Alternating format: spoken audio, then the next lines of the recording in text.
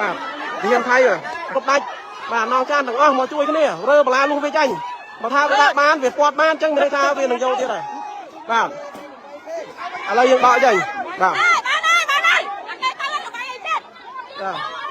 យកបាល់លុះវាចាញ់បាទឥឡូវនេះបាទកម្លាំងប្រជាជនយើងច្រើន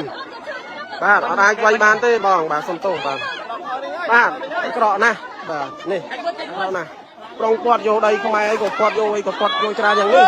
ដីខ្មែរផ្ទះខ្មែរប្រជាជនខ្មែររស់នៅរាល់ថ្ងៃវាយគិតអីណាគួរអាញាធរគិតអីគេអាញាធរថៃអាញាធរថៃគិតអីបាទនេះអាញាធរថៃគិតអីគេដីខ្មែរស្រស់ណាអាញាធរថៃចូលមើល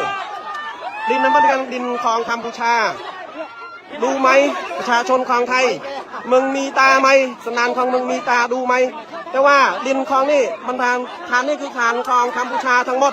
มาใช้ดินของไทยอยู่ไทยอยู่ทางนู่นประมาณ500 เมตรวิธีนี่เอาทหารมึงมาทำอะไรทหารสนานของมึงมาทำอะไรอยู่ที่นี่ของแดนที่กัมพูชาเนี่ยประชาชนอยู่กัมพูชาอยู่ทั้งหมดแล้วแต่ว่าแดนที่นี่คือเป็นแดนที่กัมพูชา100%จะมึงเอาทหารมึงตำรวจมึงมาทำอะไรอยู่ที่นี่ฮะ